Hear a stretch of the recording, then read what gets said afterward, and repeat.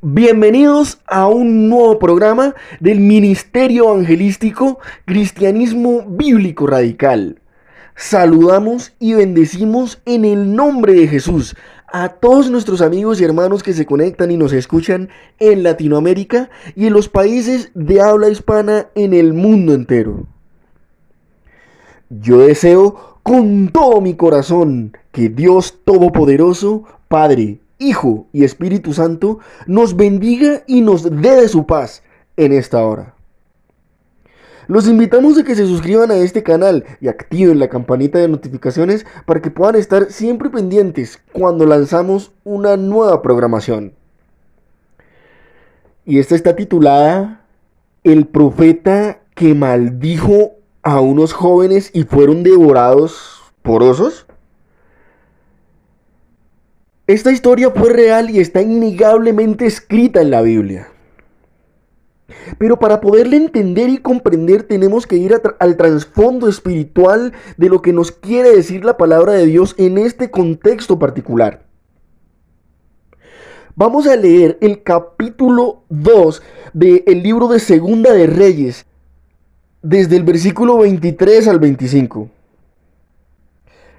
Dice lo siguiente: Después subió de allí a Betel. Se refiere al profeta Eliseo. Recuerden que el profeta Eliseo fue quien sucedió al profeta Elías cuando éste fue arrebatado por Dios al tercer cielo. Amén. Y sigo con la escritura. Y subiendo por el camino salieron unos muchachos de la ciudad y se burlaban de él, diciendo: Calvo sube. Versículo 24. Y mirando él atrás, los vio y los maldijo en el nombre de Jehová. Y salieron dos osos del monte y despedazaron de ellos a 42 muchachos. De allí fue al monte Carmelo y luego a Samaria. Mucha atención. En Segunda de Reyes 2, como lo acabamos de leer, 42 muchachos se burlaron de Eliseo por ser calvo. Y como vimos, el profeta entonces invocó a osos del monte para atacar a los muchachos por su falta de respeto. Pero esto de maldecir no es moralmente malo. ¿No nos dice el Señor Jesucristo que bendigamos a nuestros enemigos? Y luego Pablo: bendecid y no maldigáis. Y esto no quiere decir que el representante de Dios se vengó de estos muchachos por algo tan insignificante. ¿No los pudo haber perdonado como cualquier siervo de Dios debe perdonar a otro? Los ateos han apelado a esto para intentar involucrar a la Biblia en inmoralidad. Sin embargo, al considerar los hechos, esto carece de sentido. Primero, la palabra muchachos no indica en ninguna manera que estos podían ser niños.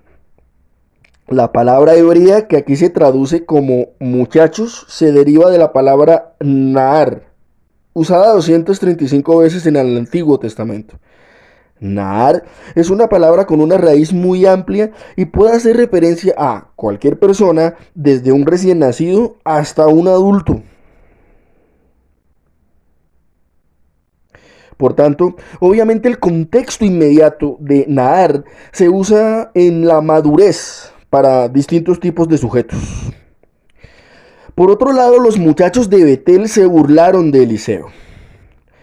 Y la palabra hebrea kalas significa mofarse, es decir, ridiculizar o despreciar. Y este término no sugiere una conducta inocente.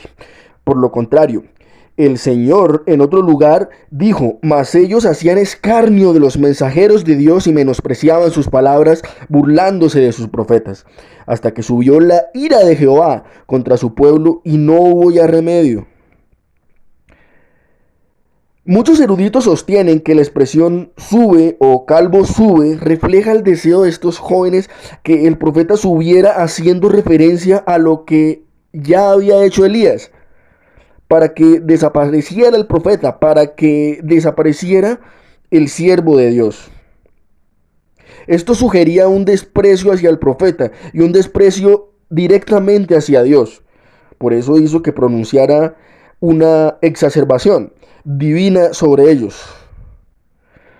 Cuando dice que Eliseo los maldijo, no existe implicación de blasfemia, ni tampoco un desahogo por venganza. Simplemente una retaliación por parte de autoridad divina en juicio sobre personas rebeldes. Recordemos también que el Señor Jesucristo pronunció una maldición sobre la higuera estéril. Y también en este caso, la maldición en el nombre de Jehová significa nombramiento por inspiración y autoridad divina, no por venganza. Ahora, la tragedia que aconteció a estos muchachos, que seguramente pasaban de los 20, 25 hasta los 30 años, fue obviamente de origen divino. Eliseo era simplemente un hombre.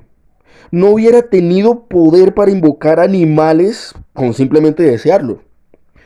Pero la soberanía de Jehová sobre el reino animal está por encima, como lo manifiestan las escrituras. Dios envió serpientes, ordenó matar a un profeta por un león, ordenó a una ballena que vomitara a un profeta, ordenó a las aves que fueran y a los animales al arca, y también ordenó a un asno que hablara. Entonces, claramente, fue el mismo Dios quien envió a los osos. Cuando el registro divino dice que los osos despedazaron a los muchachos, significa que los mataron. Indica muerte. Entonces esto fue directamente un castigo divino por la providencia del mismo Señor y no por odio del profeta. Se cree generalmente que los muchachos de Betel eran probablemente idólatras, cuyos reproches a Eliseo eran expresiones de desprecio por su oficio profético. Y por ende, estos reproches estaban finalmente dirigidos al Dios a quien él servía. Por lo tanto, el castigo fue un juicio divino que tuvo la intención de servir como un ejemplo dramático para en esos tiempos y en estos tiempos.